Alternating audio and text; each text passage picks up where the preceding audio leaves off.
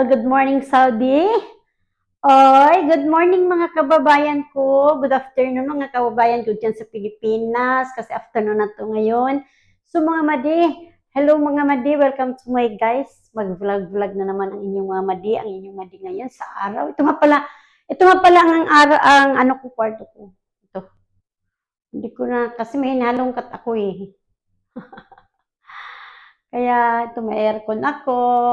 Oh, kumpleto naman ako dito. Diba? May maliit na aparador, nagkalat ang ano ko. So ngayon mga madilabas tayo. Actually, hindi ko alam kung umuwi ba kagabi si Sir.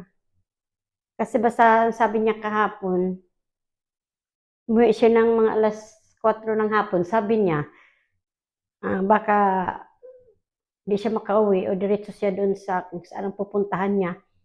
Kasi busy daw siya sa trabaho nila. Kaya mga madipuntahan natin ang labas kasi bago ako natulog kagabi, pumasok sa kwarto ko ng alas 10, nilinis ko lahat, tinapon ko lahat ng mga basura para pagising ko, bahala anong oras, at least malinis na.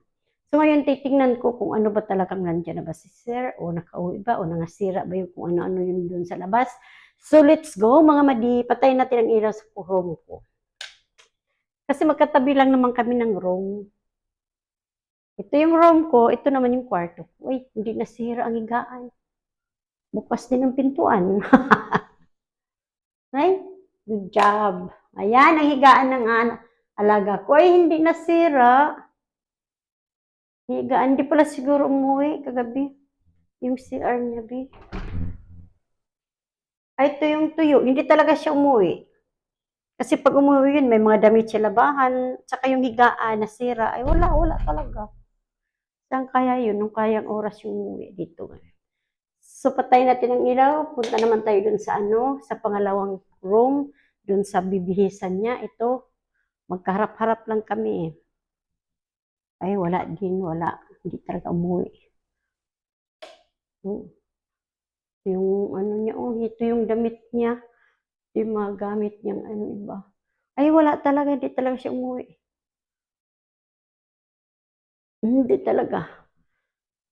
Kasi hindi nasira lahat ng mga So, dito na tayo sa sala. Pupunta na tayo ng sala. Papunta ng kusina. So, ito yung CR. Malinis talaga. Hindi talaga siya umuwi. Kasi lahat talaga dito ay malinis eh. Pati yung opisina niya, hindi nagalaw yung ano yung kahapon. Wala ang bag. Walang bag siya nalagyan ng computer. Hindi talaga pala umuwi. So, kagabi pala natulog ako lang mag-isa sa bahay.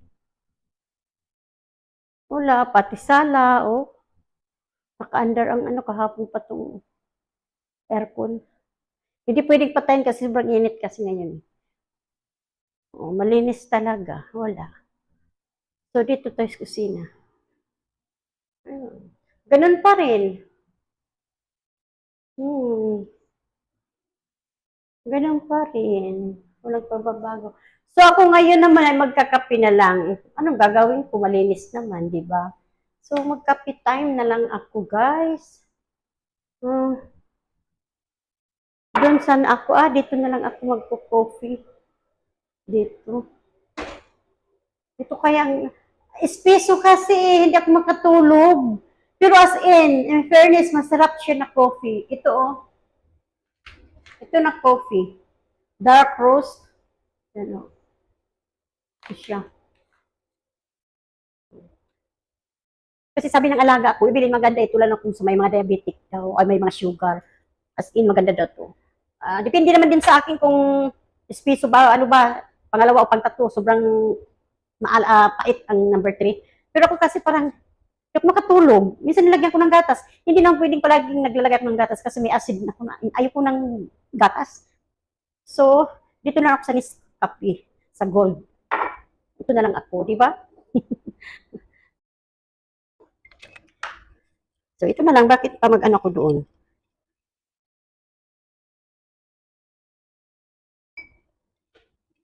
Yan. Ang bango talaga ng Nescafe. Ang bango ng Nescafe. Bango siya, aroma. Kunting sugar lang ako kasi mahirap na. Wala pa naman akong gamot, di nakabilak kahapon ng gamot kasi wala si sir. Oh,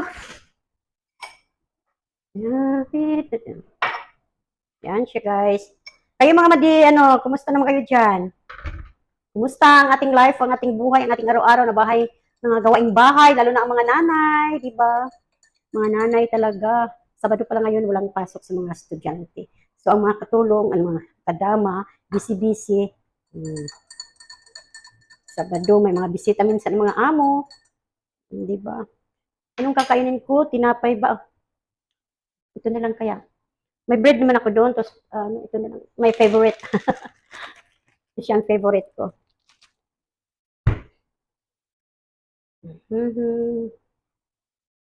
Sandali muna mga guys. Ayan, ito muna to ha. Oh, gusto ko kasi ito eh. Ano siya? Mayroon na tayo sa Pinas ito. Yung slice bread ba na, mga bahaw-bahaw. Sa ito pa mga bahaw. Tapos, kuan lang siya. Brown bread dito, brown bread. Ganito ang ginagawa ko. Tinutuslob. Tinutuslob mang kaha. Hmm. Hindi ba crispy?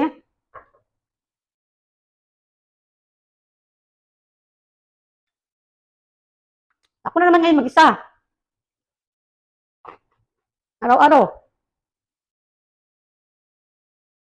Kaya, ang ginagawa ko, ganito na ako, mag-video-video. At least, may ma-post ako, may content, diba?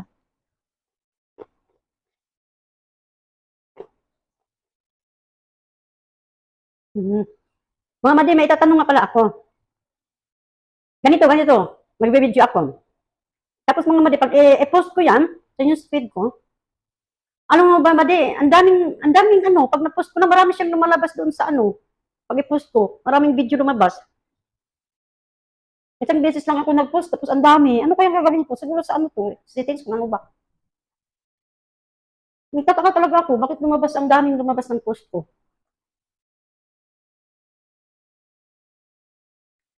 Mag-comment lang nga kayo, madi, kung anong gagawin ko. Dati hindi naman to ganito. Pag mag-post ako ng video, isang video lang, kasi isang video lang naman ang pinopost ko. Ngayon, pag-post ko ng video, wala, so, ang dami. Minsan, 6, 7. So, paano gagawin ko? Kaya dinidelete ko yung iba. Nag-iwan lang ako ng isa o dalawa. Hindi ko alam bakit. May kanin pala kagabi. Mayan ko ano namang lutuin ko ngayon na ulam. Ang ulam ko dito, ano lang, may gulay. Bajinja yung talong. Mayroon pang talong. May shrimp. Yun na lang pa. Kahapon yun ang kinain ko. Yung isang araw, ganun din. Wala na akong udong, pero may tinapa dito, may sardinas. May indomie. May ano ba yun? Yung pancit canton. Pero hindi ako, pancit canton. Masayang lang kahit isang piraso lutuin ko, hindi ko pa maubos. Hindi, para na ako yun sa pancit canton, saka yung mga magi, ng tiyan ko.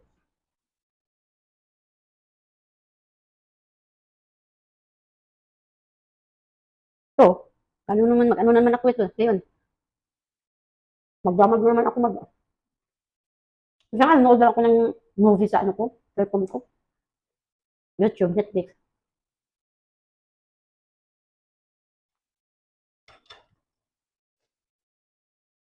Ganyan talaga ang buhay mga madi, di ba?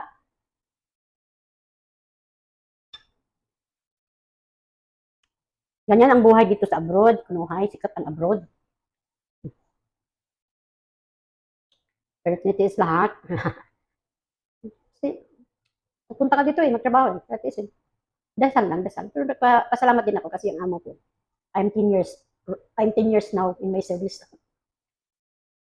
Mabait naman. Wala akong masyadong trabaho. And, libre naman ako lahat. It's up to me na bibilak ng sarili ko, pero what else. Pero actually talaga, sila talaga ang ng mga ko dito. Minsan kasi nahiya ako eh.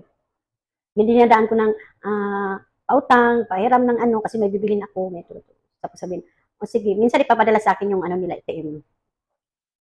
Kasi alam ko naman yung mga card nila lahat. SIM number lang yun eh.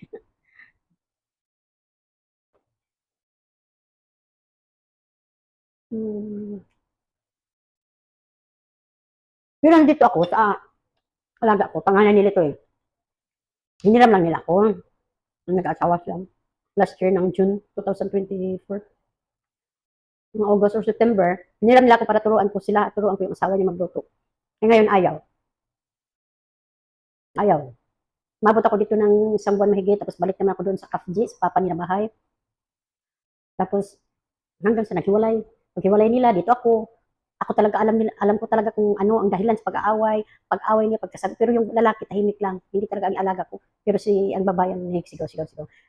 Yung babae talaga nag ano na, ganito, hiwalay na, ang mga engagement ring niya, ano. Nakiusap pa ako, pati ako nakipag-usap, nakiusap ko sa babae, bakit ganyan, ganyan, mabait na alaga. Basta yun, basta yun, hiwalay lang. Hanggang sa naghiwalay, hatid namin babae, pabalik dito. Kasama ko, magdamag kami ng alaga. Kung hindi nila ako iwan, hindi ako talaga inano ng alaga kong lalaki. So, parang nanay na niya ako, pangalawang nanay. Magsumbong siya sa akin, problema. Tapos, yun, kahit magdadrive yun, nag-message siya sa akin sa likod ako ng upuan niya kasi ayaw niyang mag-ano si madam, mag-ano na, kumusta Evelyn dyan, okay ka lang ba? Hingi ako ng favor sa'yo, pupunta tayo sa bahay ng itong madam, ihatid natin to, okay lang? Alas 6 ng madaling araw tayo makakauwi. Sabi ko, okay lang, walang problema yun. Naintindihan naman kita. Yun, punta kami sa bahay ng nanay, sa mga parents, pinapasok pa kami doon, nakatakot nga ako kasi lahat ng pamilya ng babae doon. Wala kang magawa kasi ang babae ng kahit ugali. Pira lang habol. Eh, basta yun na, mahaba na. So ngayon, wala na, okay na, wala na siya. Nagbakasyon ako sa Pilipinas. Pagbalik ko, dito na ako. Pagbalik ko siya ng sumundo doon sa ano, airport ko, dito na naman ako. Yun nga, pagdating ko dito, sobrang dumi sa 2 buwan.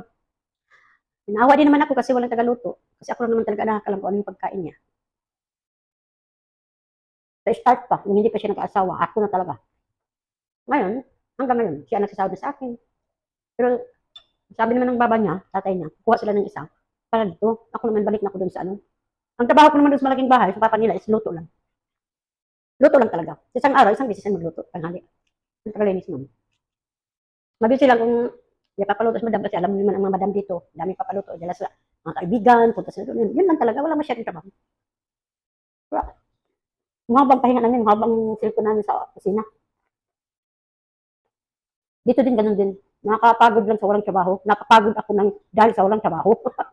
Hindi ako napapagod sa trabaho, kundi sa walang trabaho. Na ito. So sabi ko sa alaga ko, this year na lang ako, retire na ako. Sabi niya, bakit? Sabi ko sa edad ko, bakit sa edad mo, wala ang problema dito. Kung anong naramdaman mo, anytime ka naman namin pinapadoktor. Makapahinga ka naman ng ano, kung ano-ano, bakit? Gusto kita ibilin dito ka. Kaya sabi ko, nasumbong si tatay niya na si ibilin dito. Ngayon naman, pag uwi ko doon sa kabilang bahay, malaki, doon kami nagbisita naman. Sabi naman ng tatay, baba, ibilin ko ako ng katulong kay Sammy ha. Ikaw dito, hindi ka mag-retire, hindi ka uuwi. Magbakasyon ka, balik ka. Pero hindi, uuwi na ako talaga. Gusto ko na yung pahinga. Inshallah. Inshallah, inshallah. Pero ayun, naawa din ako sa kanila dahil sa kabaitan. Naawa din ako. Na, basta, naawa din ako. Pero mas unahin ko sarili ko, pamilya ko, di ba? Kaya ang haba ko nang sinasabi, nakipagmarites na rin kayo sa akin. Sinasabi ko lang naman ang ano ko ng alaga. Medyo mahaba na. So hanggang dito na lang mga madi. Thanks for watching sa aking pag-vlog. I hope na i-follow niyo ako, oh, di ba? Ipapost ko dito sa aking YouTube channel, Wonder Mimay. Puntahan niyo ang aking YouTube channel, Wonder Mimay. Ganyan. So hanggang dito na lang. God bless ang pingtang tanan. Thank you for watching. Bye-bye. Bye-bye.